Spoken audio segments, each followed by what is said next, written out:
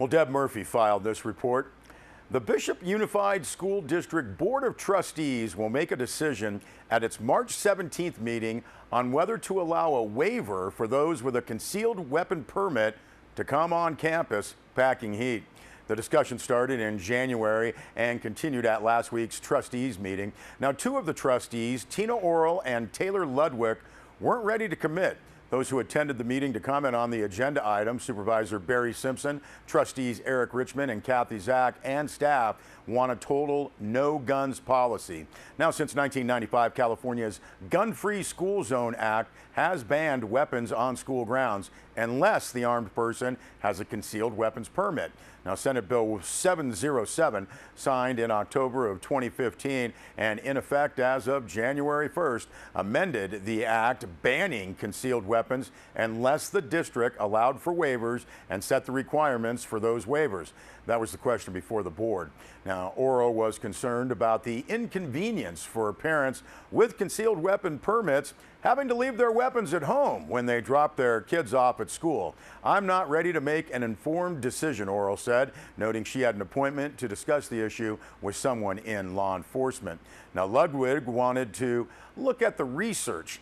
"My concern is safety," Ludwig said, agreeing with former teacher Steve Elia that the 6 hours children spend in school should be their safest hours.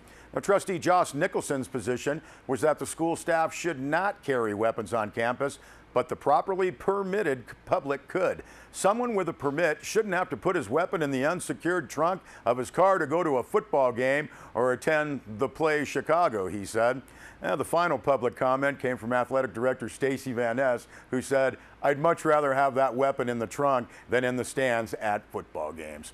Now, no one spoke in favor of a waiver allowing concealed weapons on campuses during the public comment period. Superintendent Barry Simpson polled his staff, and more than half responded, and 75% did not approve of a waiver. Now, a parent had a problem with having a discussion with children and guns in the same sentence. School is a place of hope. A teacher argued that having a permit was not enough of a qualification to carry on campus. "The concept of guns on school grounds totally foreign to me," said Simpson. "There is more risk with guns on campus." Now, that full story by Deb Murphy, which has garnered many comments, is posted on SierraWave.net. Well, a press release notes that the all-star cast for the upcoming production of Chicago hard at work rehearsing and preparing to razzle-dazzle audiences with their rollicking song and dance routines.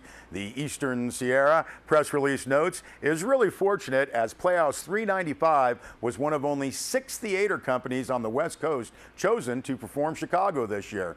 Press release says your neighbors, your friends, your co-workers in the cast are working hard under the inspired vision and direction of veteran director Martha Reynolds.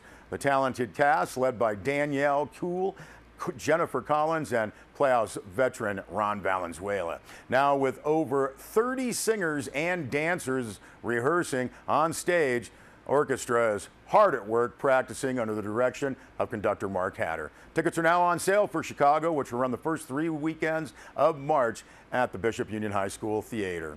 Press release notes that all of the cast and crew, orchestra, directors, and producers of Chicago are volunteers who are putting in an incredible number of hours preparing to have a great time before their audiences. Now, the producers of the show are looking for more volunteers for the 3 weekends of performances.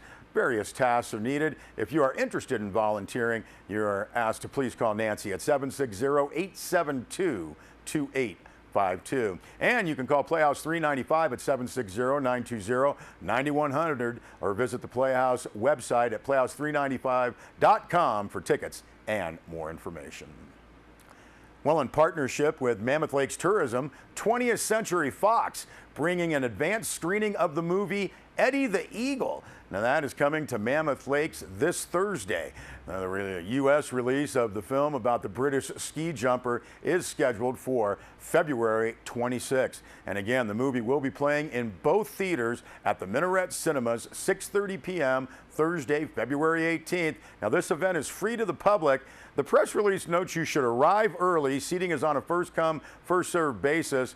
But that release also notes that this does not guarantee you a seat. Well, in January, the Independence Civic Club held elections for the new year. And the results are in. President Nancy Masters, Vice President Jennifer Duncan, Treasurer Mary Roper, and co-secretaries Nina Weissman and Annette Wood. Now, preparations are underway and town support is needed for the town events related to the Inyo County 150th anniversary, and that is being kicked off on March 22nd at the county seat. Now, the press release notes all are welcome and encouraged to join in the celebrations by developing new projects and events. You can contact Nancy Masters at nmasters@inyocounty.us or John Klusmeyer at jklusmeyer@inyocounty.us to find out how to be involved in the countywide celebration, 150 years for Inyo County. You can see sierrawave.net for more information on the Independence Civic Club.